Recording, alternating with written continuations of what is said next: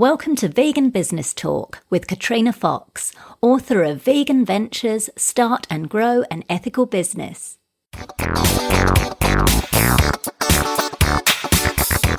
Hello and welcome to episode 48 of Vegan Business Talk. I'm Katrina Fox, journalist, author, media and PR coach, copywriter, editor and proofreader, and founder of Vegan Business Media, a content, events and training platform providing success tips for vegan business owners and entrepreneurs. In this episode, I interview Meg and Komie Vora from fashion brand Delikate Rayne in Los Angeles. The sisters grew up with a cruelty-free ethic. Their father was raised Jain and their mother Hindi, and they've never eaten meat. Wow, fantastic. Lucky women. As they searched for an animal-friendly wardrobe, they identified a gap in the market for high-quality, vegan, ethically manufactured, sustainable clothing in the contemporary space and launched Delikate Rayne in December 2013. As the first generation of their family to be born in the US, they're keen to incorporate their East Indian roots into the brand. The company's name is what both their names mean in Hindi, and the brand represents an effortlessness, nonchalant coolness with components of luxury. The sisters aim to provide clothing with a purpose and for the garments to hold meaning. They want their customers, who are predominantly women aged 18 to 35, to feel good internally as well as externally. All their clothing is made locally in LA, and they sell their garments in carefully chosen retailers and from their own online store and pop-ups. In just 3 years, and despite having no background in fashion before launching Delikate Rayne, Meg and Komie's pieces have been worn by high-profile celebrities, including Kendall Jenner. In this interview, Meg and Komie talk about the best way to convince customers and buyers that cruelty-free fashion is as good as or better than garments that use animal materials, the number one way for your customer to recognise you as a brand, the importance of aesthetics and quality in ethical fashion, how to convey vegan ethics in your marketing and branding without coming off as preachy, how to get a celebrity to wear your clothes and the key person on their staff you need to build a relationship with to make that happen, and much more. Here's the interview with Meg and Komie Vora from Delikate Rayne. Hello, Meg and Komie. Thank you so much for joining me today. Hi, thank you so much for having us. We're excited. Yes, thank you for having us. I'm really excited to have you on the show because I love what you're doing with Delikate Rayne. You've got these absolutely wonderful fashion items, clothing that's really cool, vibrant, colourful, and also ethical and cruelty-free. So I absolutely love what you're doing. So the very first question I ask everyone is, what's the why? What are your drivers and your reasons for running Delikate Rayne? So since we were born and raised vegetarian, a fun little fact is that Komie and I actually still have never even tasted meat before. Wow. Yeah. Very lucky. Yeah, our parents, that actually goes back a few generations. Our parents haven't tasted it. Our grandparents haven't tasted it. So it's something that's just like been a part of our family for a long time. And so, this whole idea of not eating animals was something that was just a habit, obviously, very early on. And as we started to try and incorporate, those types of principles into our everyday existing, especially our wardrobe, because, we're really into fashion and whatnot, we realized how challenging it was to find quality vegan pieces to wear. It was just so much easier to find vegetarian or vegan food. And building a completely animal-friendly wardrobe was something that was really important to us, and it's still like a continuous goal. So creating this brand was something that just kind of came organically and made a lot of sense to us. And the more we thought about it, the more we saw that there was an actual void, especially in the contemporary marketplace, for well-made pieces that were constructed entirely out of animal-friendly textiles. Like we just weren't really finding anything in that sector that embodied all the elements that we could check off, which would be like humaneness, an effortlessness, and just like a nonchalant coolness that, exhibited components of luxury at the same time. And we also wanted to be able to offer clothing that has a purpose. So we didn't want to just be like another label on the market. We wanted our garments to actually hold meaning. We wanted, our pieces for women to feel good internally as much as it would make them feel good externally. So that was like really important to us. Oh, I love that. So I love the way you've taken that holistic approach, which I think is fantastic. Like you mentioned, the inside and the outside, which you don't often see or hear about being associated with fashion. So I love that you're breaking that kind of ground there, which is great. So who are your main clientele then? I mean, what kind of people are attracted to and are buying your brand? Are they mostly vegans? Are they non-vegans? Who are you pitching at and aiming at? So it's primarily females between the ages of 18 to 35. Yeah, and I'd say it's like pretty 50-50. We do have a good portion of vegan and animal supporters who, definitely identify with the philosophy of our business. They really resonate with like our brand mission and purpose. So they're the ones that like help spread the awareness and carry on the conversation. But then we also have people that are attracted to us because of like the actual style of our clothing. So to them, it's just like an added bonus once they learn what our company is all about, with like all the principles and stuff that go behind it. And for us, it was to be able to attract both type of demographics is what we had always like strived for. Mm-hmm. Yeah. For sure. And I think that's great that you're getting out there. And it's great that obviously you're getting support from the vegan market, but it's also really important, I think, to get out there to the mainstream and get more and more people buying clothes that they would otherwise buy that are really fantastic, but also have these, like you say, the extra bonus of being highly ethical products, which is great. So tell us a little bit about the name and why you chose it. So we were going back and forth for a while with the name. We were thinking like, okay, should we call it Meg and Komie? Should we do something with our last name because we don't have any brothers? Yeah, so, maybe like have something there that would like keep it going. But we came to Delikate Rayne, and it's where we ended up because it's what both of our names actually mean put together in Hindi. We wanted to make sure that we had something that was going to be personal, but also had a bit of a tie to our East Indian roots. Ah, fantastic. So, and I like that you mentioned that because you mentioned that you haven't eaten any meat, your grandparents haven't. So you're from a Hindu and a Jain background, is that right? Yeah. So our dad was actually raised Jain, and so our grandparents in India were strict believers of the Jainism lifestyle, and our mom was raised Hindu, and so obviously there's like a lot of overlapping pieces in that. And we're first generation born here in the States. So it's always that, that fine line between your East and Western roots. We try to keep that balance, like in our personal lives and, with the company as well. That's fantastic. And you started the company up about 3 years ago. Is that right? Yeah, at the end of December 2013. Right. So tell us about some of the challenges that you faced when you first started up. That's a good question. I think it's just, we really, really had to teach ourselves everything because Meg and I, we don't come from a fashion background. I have a business background and Meg comes from a business and communications background. So it was really just like having to educate ourselves and really learn the art of what goes behind constructing a garment, from the fabrics to the stitches to the packaging to the aesthetics and logos. And it was just like a whole different learning process.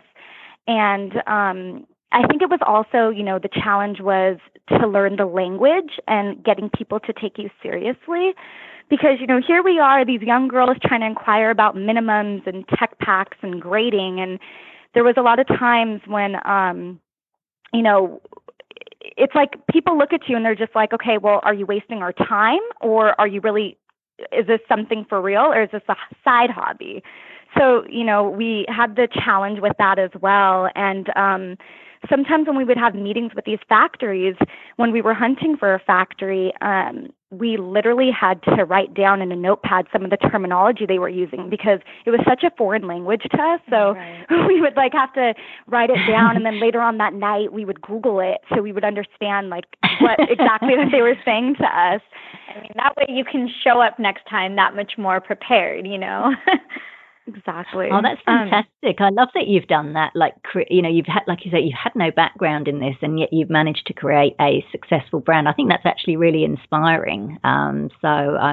Huge kudos to you for doing that. And like you say, being willing to put the work in and, showing up and like you say, getting home and Googling it so that you're better prepared next time. That's fantastic. I mean, another key challenge I don't think we touched upon, though, was actually getting the fashion industry to be more accepting of clothing that doesn't, utilize any animal-derived textiles, and just kind of convincing them, plus consumers, that sustainable and cruelty-free products can be synonymous with luxury as well, because there's just always this weird disconnect between those two terms.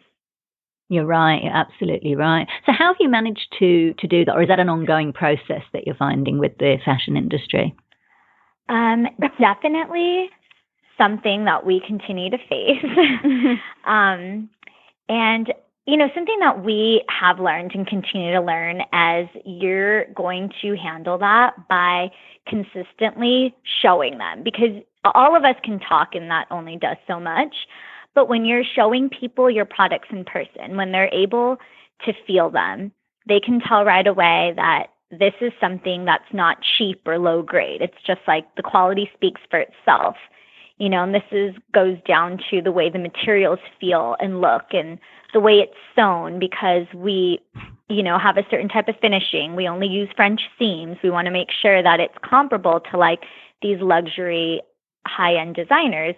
And the style, because this isn't your typical, hippy dippy granola vegan line. I mean, so many people have these preconceived notions of what faux clothing looks like. And it's really important to get this in front of them so they can be blown away, because it's just not what they were expecting. Absolutely. So when you say you're going to show the fashion, who are you talking to? Are you talking about buyers or retailers, or what kind of people are you showing this to and blowing them away? Definitely those people, but then also just a normal, everyday, average consumer, somebody that maybe, is looking for something. I feel a lot of times people don't even realize that this was what they were missing until they see it. Because, a lot of it goes into continuing to create the awareness and educating people on the benefits of buying cruelty-free, which is obviously an ongoing battle, but it's about baby steps. So if they see it in person and you tell them, hey, they gravitate towards it because they like the style or they like the way it looks, and then you tell them, hey, it also doesn't harm animals, and you're saving the planet. You're lowering your carbon footprint by, purchasing this product. It's just these gifts with purchases. Got it. So how are people able to try them in person? Because I believe you've got an online store at the moment. So where do people get to actually feel them and see them in person? So we do have a place in LA, in Venice actually, that carries our stuff in their shop. And then, cool. Yeah, so that's a great place that they can stop by and see the stuff. And then there's different retailers that also carry us that sell online, but then they have, showrooms or pop-ups where they are, in store, and you can go and see that stuff too. And then also, if we're doing events or we're doing pop-ups, then that's when we really encourage people to come out and see stuff in person as well. Or we'll schedule sometimes stuff for by appointment. So if somebody wants to, come in and shop or look at the stuff, we'll schedule it as, if a stylist was to come in and pull something for their client, it'd be the same thing. So if they just schedule something with us, we can arrange that. Oh, got it. So you've got the physical premises where people can come and do that. Cool. Okay. So you mentioned you were in some retailers. So do you use buyers to get in there or do you deal directly with the retailers? It's both. We primarily focus on our own online boutique, but we are consistently getting inquiries about people that want to, sell our products in their shop. We just are very particular when it comes to that. We want to make sure that, we're sitting with people that are the same type of aesthetic or the same quality, the same price points. There's so many other things that play along with that because, sometimes if you're in a place that doesn't make sense, it doesn't make sense to who's shopping there either. And that's not going to be beneficial for either party. For sure. Okay, that's cool. So you're predominantly focusing on your own online store so that you have that control and getting directly to customers. Exactly. Cool. So do you have any staff at all? Any employees? Yes, we do. I mean, we're still a very small, tight-knit company, so we're all still wearing a lot of different hats, but we do have a few interns, a pattern maker, a sample maker, a few sewers, and a cutter. Yeah, and we also work with select few different photographers that will help with campaign and web stuff. Fantastic. Any tips on how you go about finding and keeping experienced and motivated staff? Well, it's lots and lots of digging and research, asking around. I mean, this industry is so competitive that people never want to give up who they work with, and that's completely understandable, So when you find those gems, you're kind of guarding them with your life. And for us, it was just a very unique situation also because, as I mentioned, in terms of the sewing and the finishing, everyone doesn't do that in the same way. So if you want something to look a certain way, you need to make sure that the people that you're going to be working with are capable of that. And a lot of the factories in LA are very used to working with very casual or basic lines because, we have a huge skate and surf culture here and a lot of fast fashion. We're home to a lot of really big fast fashion retailers. So the quality or skill set of what we were seeking wasn't as readily available. So it's just, a lot of trial and error. And, at the beginning, you're going to have to pay to sometimes see a few samples from different factories to make sure you know what you're getting into. Because a lot of times what you're envisioning, and even like Komie had mentioned earlier in terms of the language, the terminology, you may say one thing and they understand something else, and then they give you a sample and you're like, what were you sewing? That is not what I asked for. Yeah, and regards to the motivating staff, I think, we found it's always great to constantly encourage them and to ask questions and show appreciation for their work. Mm-hmm. Because, and even sometimes just asking for what their input is, because they want, to make them feel like their input matters and they're actually part of the team instead of them working for you. Right. I think that's a huge thing. And even because, sometimes they might have something to offer where you might be so blinded and not have even thought of that before. So I think it's really important for them the main thing is just make them feel like they're part of the team. And I think that could really inspire somebody to keep them. Yeah, absolutely. That's and really, really good advice. Communication lines are always open, right? So you have to be able to have that there so everyone feels comfortable. Fantastic. So let's talk a little bit about competition. I put that in inverted quotes. I mean, and I hear what you're saying about these stereotypes we've got to overcome from vegan fashion, that it's either, cheap plastic falls apart or we all walk around in sackcloths and, that kind of thing. But obviously now, we are seeing a bit of a boom in the vegan business world and obviously with food, and it's starting to happen as well with fashion. So how do you envision yourself standing out both within that kind of vegan business arena and that mainstream fashion area? We really are big sticklers on branding and aesthetics. We just take so much care to make sure that anything that's even remotely related to the label stays true to the look and the tone that we've created for it, whether it be like the colors, the fonts, the graphics, how do your social media posts sound? What are your newsletters sounding like? What are your care tags and all of our packaging? It's all very, very cohesive, because that's, the number one way for your customer to remember you. If you're all over the place, they can't even identify you with anything. That's a problem, so overall consistency is key. And that way they're able to attribute a certain style to you. We also know that you have to know who you're actually talking to. For us, it's really important to speak to that fashion girl, kind of like the it girl, if you will. We want her to gravitate to the clothes because she's in love with the designs and the way it looks or feels. And it's once you hook her with that, the other components of the company is, like I mentioned before, a wonderful gift with purchase. It's eco-friendly and it's saving animals. It's a double score. And I also think it really starts with asking yourself what differentiates your product from what else is out there, and what value do you provide. The common question that I always love asking Meg and myself is, if we had a pile full of black T-shirts on the floor, how would ours stand out, and why would somebody gravitate towards ours? Why would somebody want to go pick our T-shirt up from the million other, black T-shirts on the floor? And anytime we feel lost, I just re-ask ourselves that question.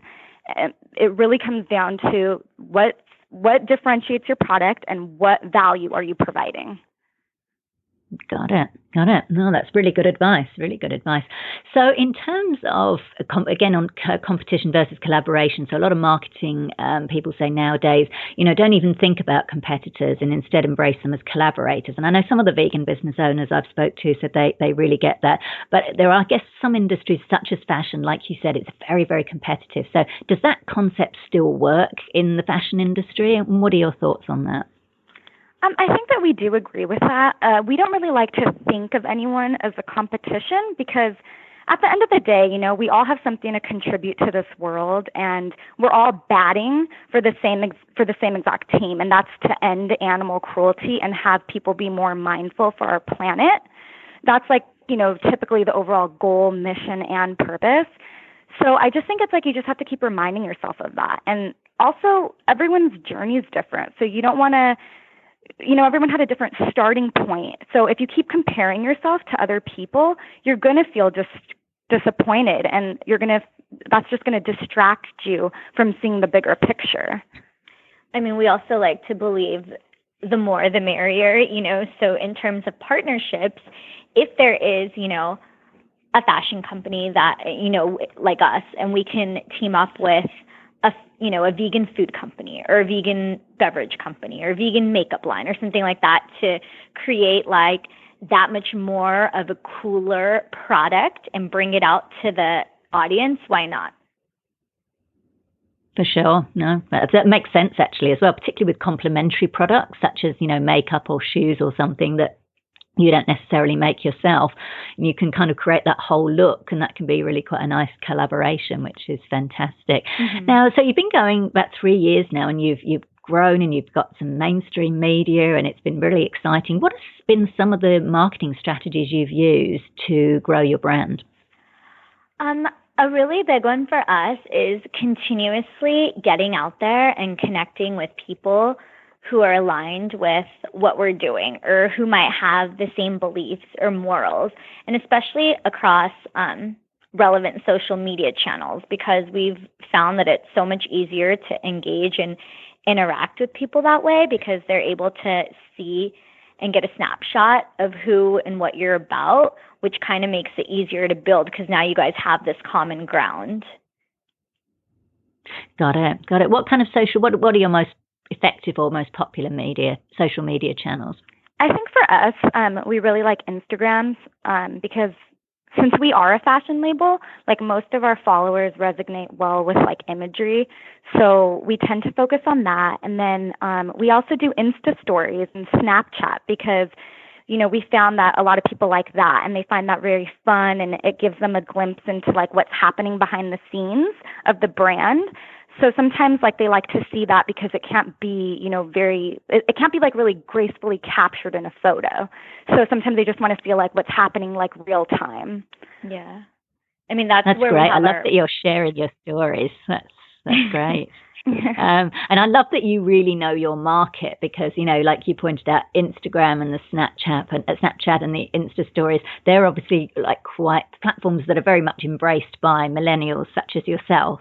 And so I love that you really make use of those channels. You hang out where your market hangs out, which makes total sense. Because I think sometimes, business owners, they're kind of like, oh, I've got to be on every single platform, and it can be exhausting and overwhelming. But it's like, no, focus on the ones where your clients are hanging out. So I love that you're a really good example of doing that. So thank you for sharing that.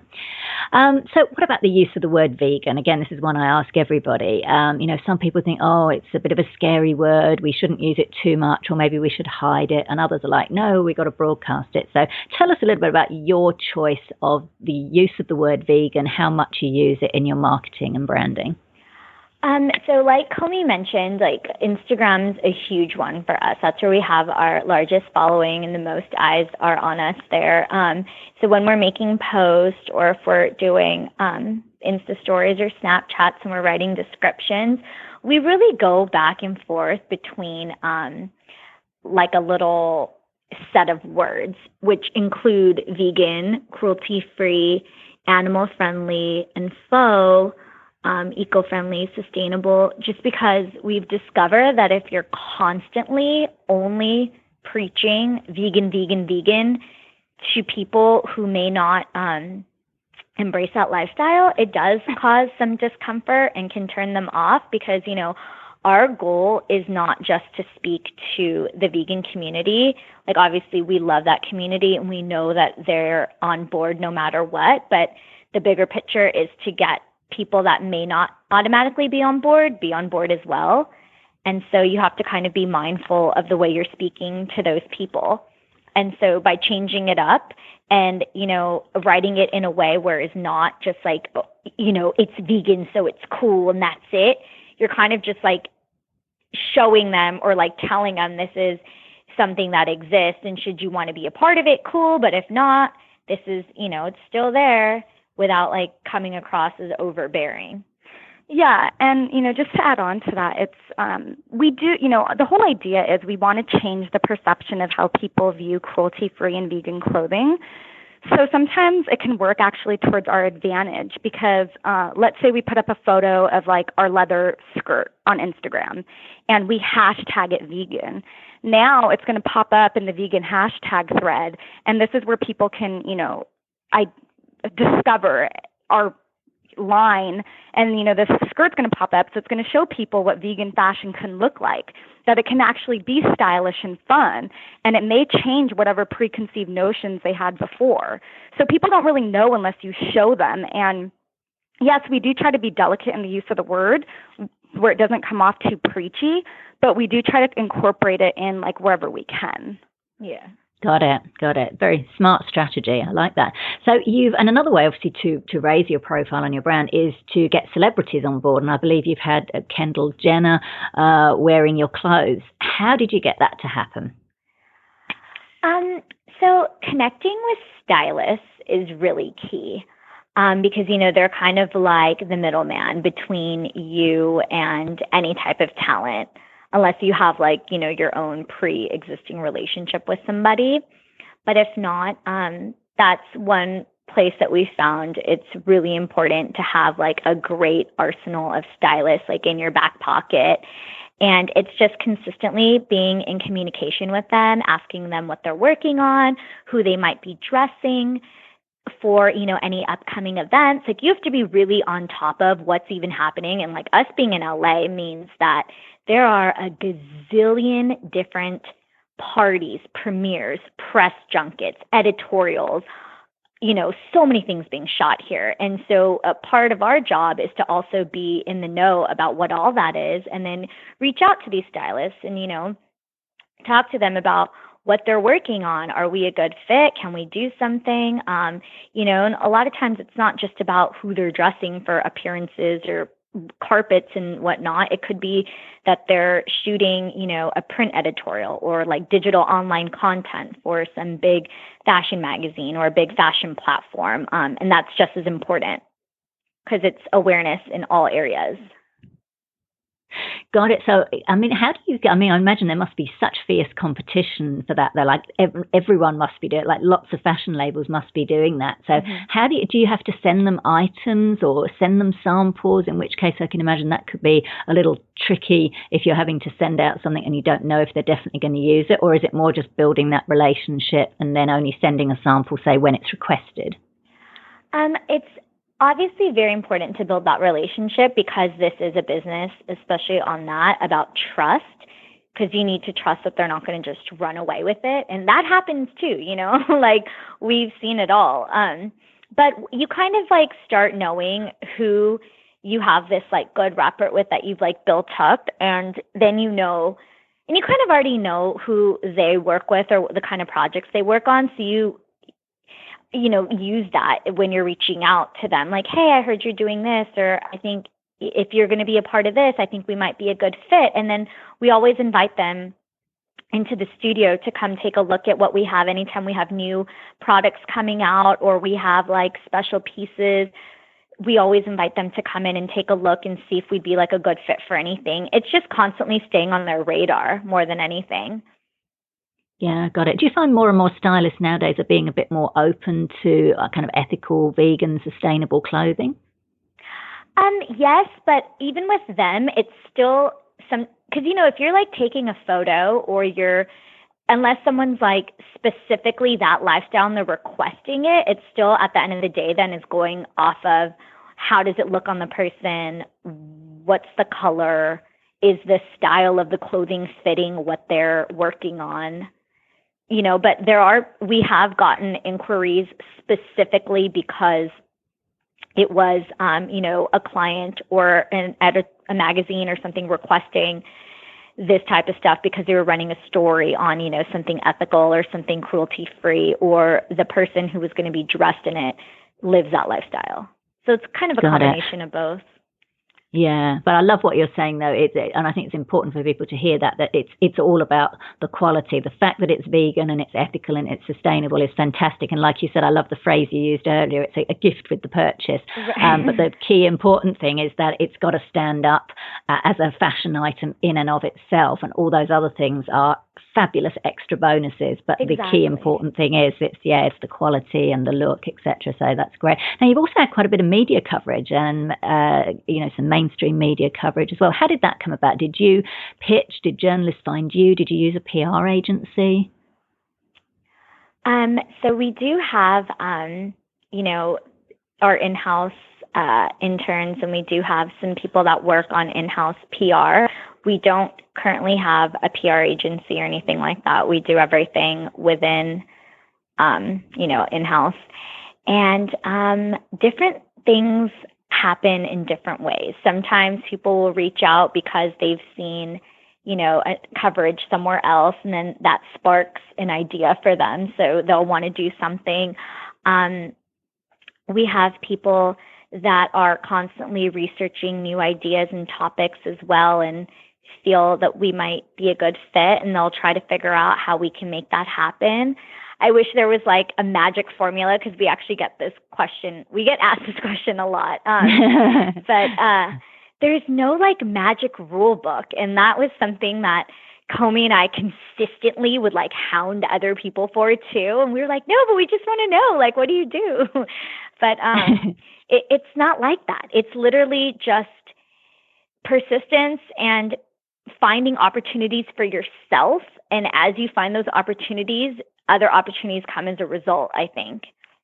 Absolutely. That's because my background is journalism. That's one of the things that I teach is that once one media outlet covers you, that can often have a snowball effect because, like you say, other people see it and then they want to put their own spin and their own angle on it. And it was similar for this. I saw you guys on, I think it was NBSC, one of the mainstream media in the US. And I'm like, I'd love to have them on the show and contact you. And here you are. So that's a really perfect example of how that can happen, which is great.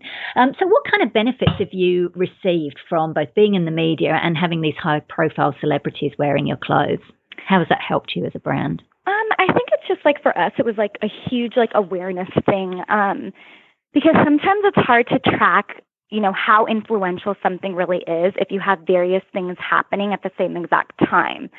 It's like, okay, so for instance, like if we have an interview with a magazine or a celebrity wearing something of ours and we do a podcast all on the same day and it's all released on that same day, you're getting interest from various sources. So, you can generate where certain traffic's coming from, but if you have like an initial final sale, sometimes it's really hard to gauge what, made that sale happen, like what source drove that sale.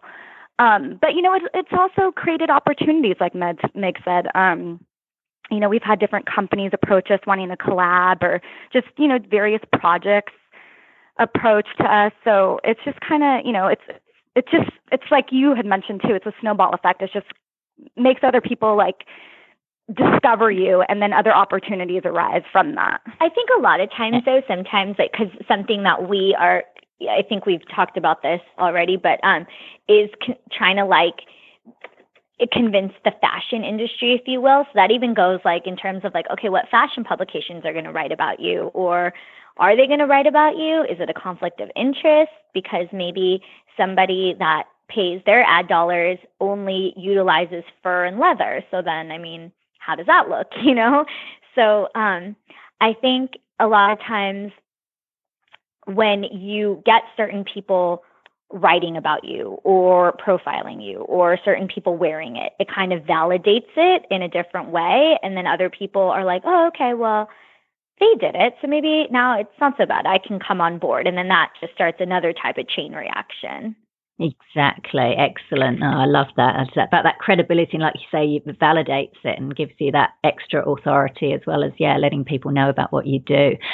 So what, I'm thinking, as people are listening to this, I'm sure there's going to be lots of people, lots of young women who are listening and other people in general are going to be very inspired by listening to you guys because, you're two young women and you didn't know anything about fashion and you launched this amazing brand that keeps on growing. So tell us, if they're in that situation, they've got their day job and they think, I'd really love to start, my own business, particularly maybe in the fashion area. What do they need to take into account? What tips and advice would you offer them? The three things that we tell ourselves every day, it's like a mantra that we repeat in the morning with our like matcha and coffee is today we're going to have patience, persistence, and faith, no matter what. Yeah. It's a lot of hard work. You can't expect to succeed overnight. It's literally not going to happen. And it is going to be a roller coaster ride. You're going to have your high days and your low days. But, at the end of the day, the rewards will be worth it. And, just don't be fearful. There's never, ever going to be the perfect time to start your business. You literally just have to run with it and trust the process. And I think another important thing is that you can't get caught up in having to be the best at everything. I think that can like really become a disease for people because it's like you just want to be the best at everything. And yes, of course, learn everything, but don't feel discouraged if you aren't good at something or you don't enjoy doing that aspect of the business, because at some point you got to get somebody who's better than you to do it. Even when you look at like Meg and I, it's like, I know my flaws and fortunately those aren't Meg's, but it's like, we're just a good balance and that's what just makes the team stronger. So that just won't stop you, from moving forward. Yeah. And always thinking that you have to do everything. Like Komie mentioned, it's about like also like finding the missing puzzle pieces to your team. That's going to ultimately create the ultimate full puzzle, when you're I got it. Yeah. And just on that, then you've mentioned like you work together as a team. And what I'm finding, even from interviewing you, you seem to kind of be so comfortable with each other. Like you're not jumping in to like interrupt one another. You just really kind of flowing. So have you got any tips? Because obviously you're a family member, you know, your sisters. Are there any kind of challenges with working with family, or what kind of tips can you offer on working well with your family member? Well, so Komie and we know that it's a very unique situation just because not only do we work together, we live together. And as a result, a lot of our friend circles have become one big blurb of happy family, you know.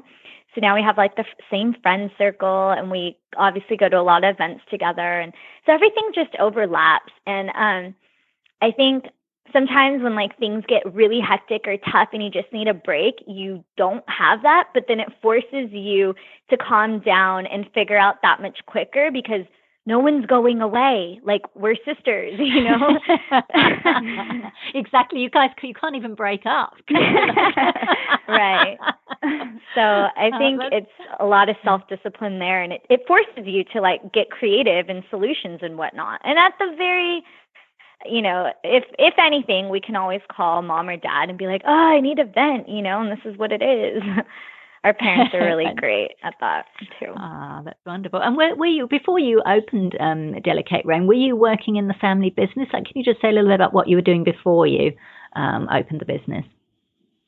So I was actually working for an online indie designer. So at that time, I saw like how the advantage of like having a business online could work for you.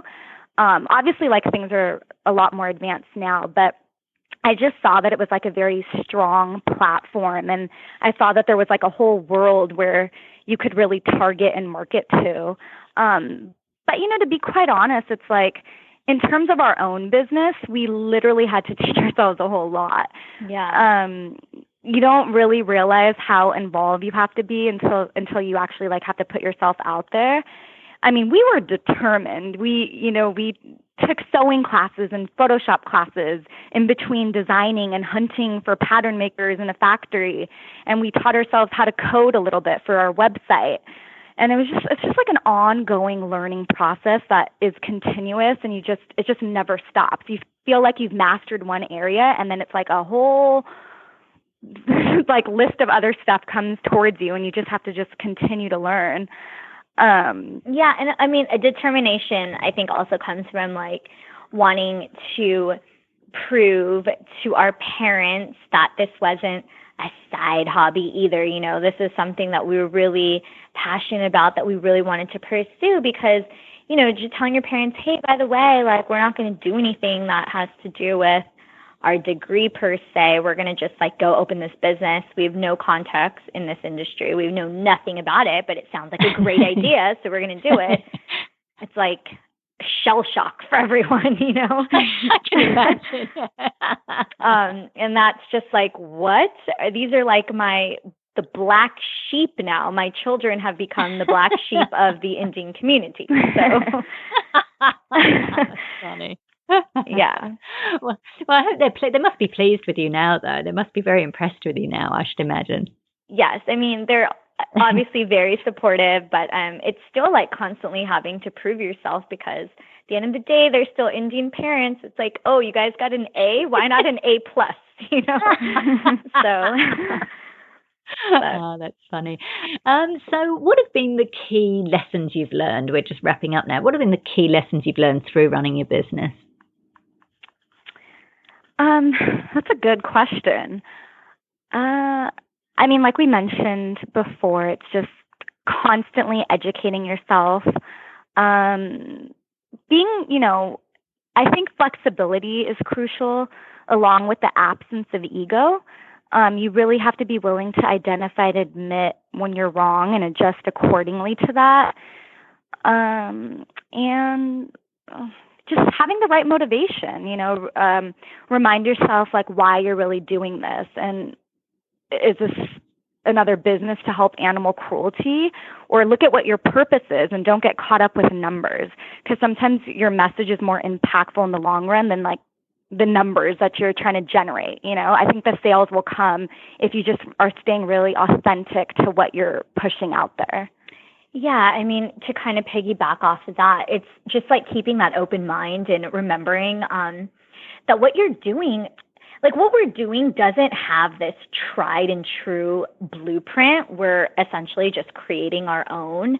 And whenever you're like leading a movement or you're one of the original pioneers of something, it's going to be extra hard because you don't have anything to compare it to. You don't have anything to kind of gauge it with. And, so you're always having to expect the unexpected, and that forces you to to think quickly on your feet, to come up with solutions, just fast. A lot of people we've learned don't keep their word, and they don't stay true to what they have said they're going to do. And you have to learn not to take that personally and to just move past that, because if you get stuck in that, it's just so negative and toxic, and that just ends up hindering forward momentum. You just have to say, you know what, that it is what it is, and that's it. We're done, and move on. So just final question then, what's your long-term vision for Delikate Rayne and for yourselves? Well, our ultimate long-term vision goal for Delikate Rayne would be to turn it into an all-encompassing lifestyle brand.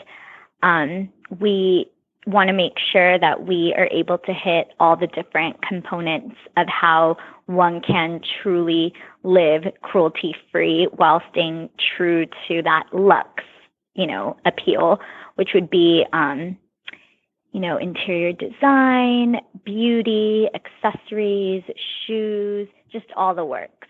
One huge lifestyle situation. Yeah, and I think also, like, at the end of the day, we just hope to leave, a lasting legacy that has contributed to no more animals being harmed, and also inspiring and installing confidence in others to create something that they're equally as passionate about.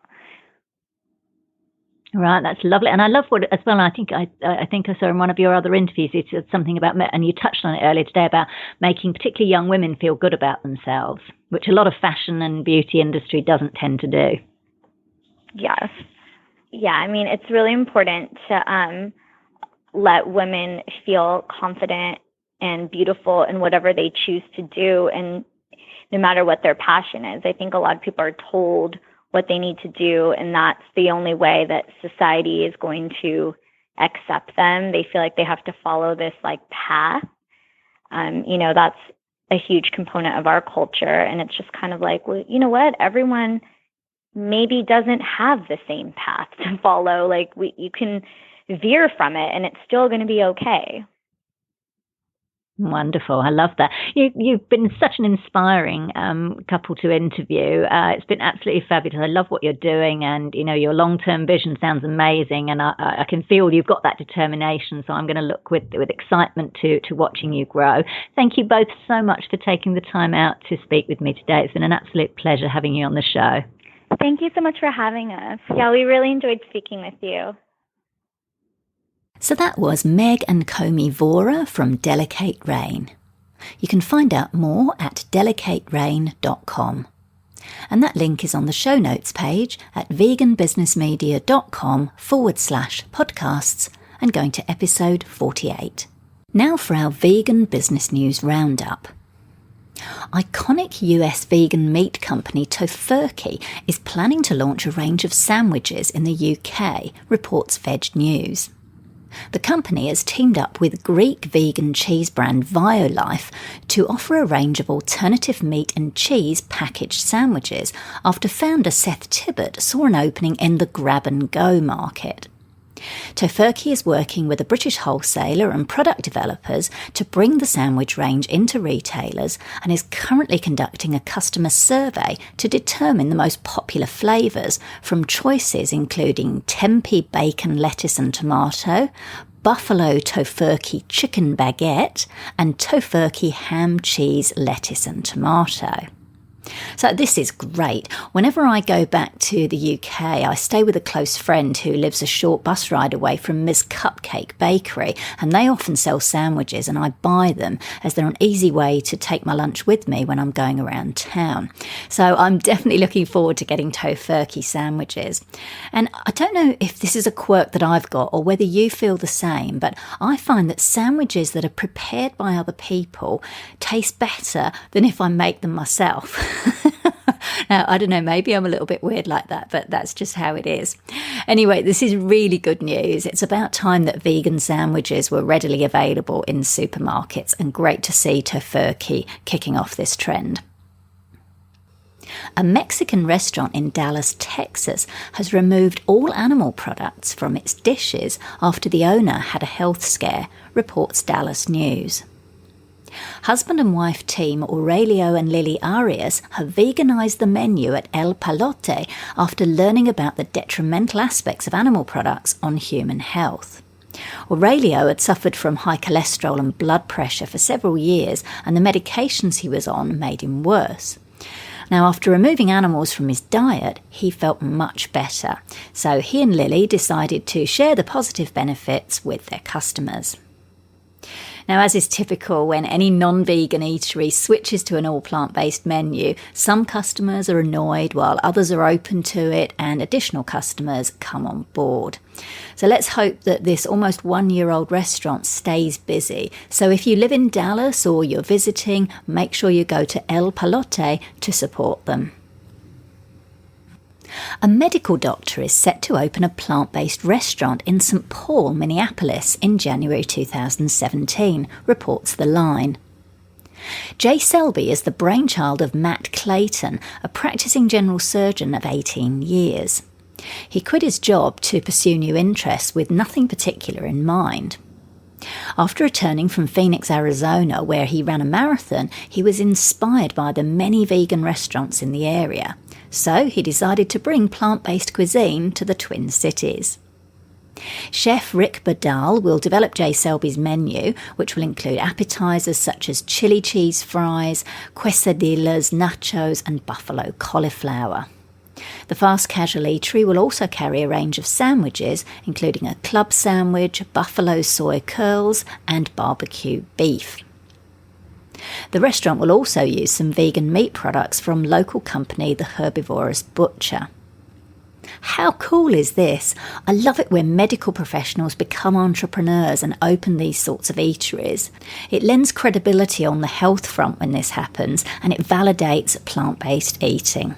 Fantastic. The global packaged vegan foods market is predicted to grow at a compound annual growth rate of nearly 11% between now and 2020, according to a report by research and advisory company Technavio. Manjunath Reddy, a lead analyst at Technavio for food research, said, "A new wave of consumers, especially millennials aged between 20 and 34 years, prefer vegan foods owing to their concern toward animal welfare and environment-friendly food products." During the last 10 years, the number of vegans in the UK rose by more than 360%. The UK accounts for roughly 20% market share of all vegan food and drink products that were launched in Europe in 2015. So more good news, and it comes at a time when this week stocks in meat company Tyson Foods plummeted by 15%. It's a good job that they've invested in a vegan meat firm, Beyond Meat. You remember I reported on that in a previous episode.